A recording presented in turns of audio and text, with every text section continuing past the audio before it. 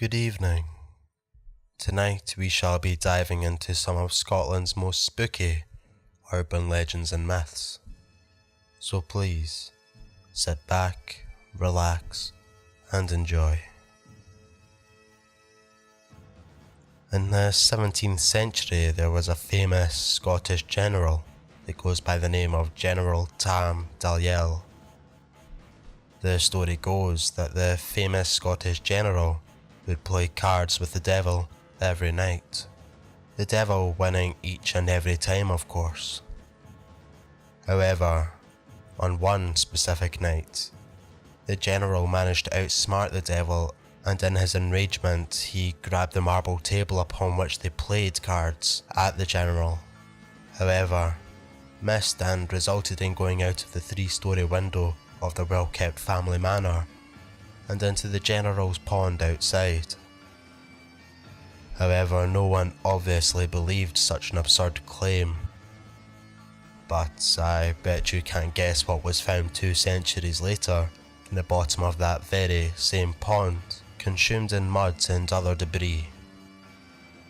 Yes, that's right. A marble table.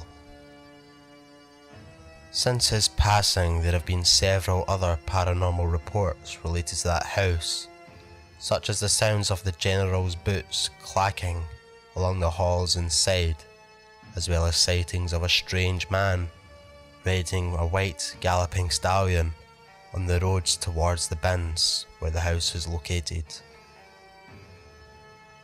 Speaking of paranormal, one of my other favourites is the story of the great Mackenzie Poltergeist, arguably one of the most vicious poltergeists to roam Edinburgh.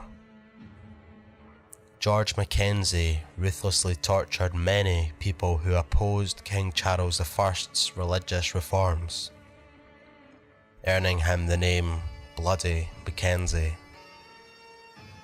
It was all just a story to tell grandchildren up until 1998, when a homeless man looked for shelter and refuge inside his tomb on a stormy evening, and stumbled upon the coffins of Mackenzie's family, and opened these caskets in either curiosity or for other reasons unknown.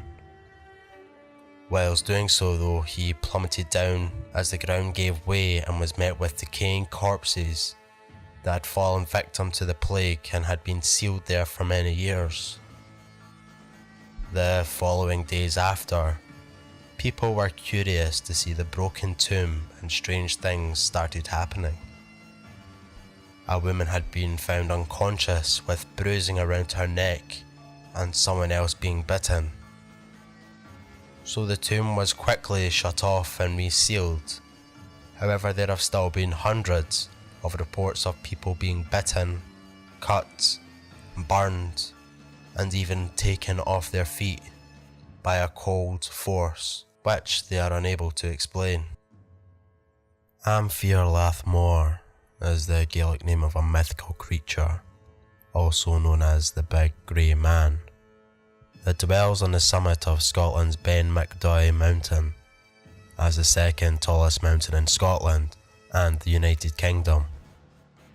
It ranges in at a whopping 4,295 feet at its highest elevation, and is part of the Cairngorm mountain range.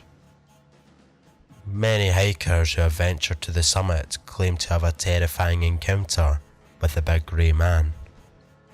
They have either seen or felt his dark presence.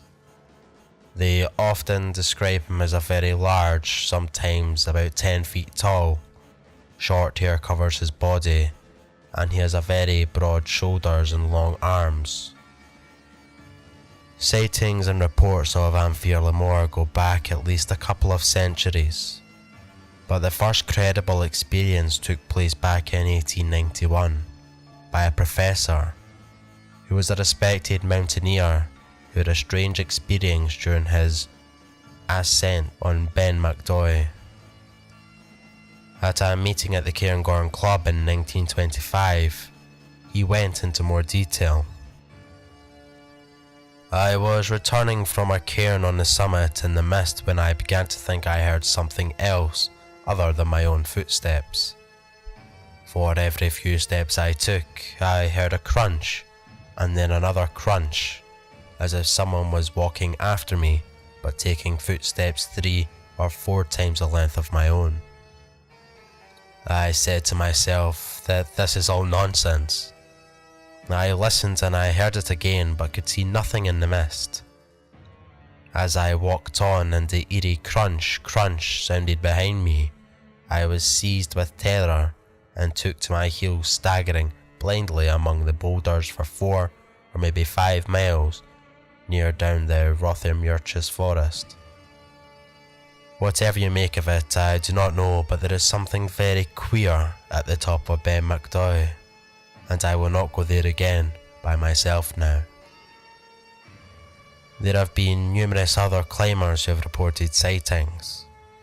However, one of the more fantastic reports came from a man called Alexander in 1943.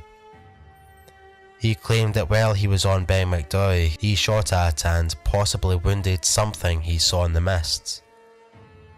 While he was descending the mountain along the Corretachin path, a strange shadow-like form appeared out of nowhere and seemed to be heading straight for him. Fearing for his safety, he fired a trio of shots with his revolver before fleeing in the direction of Glenderry.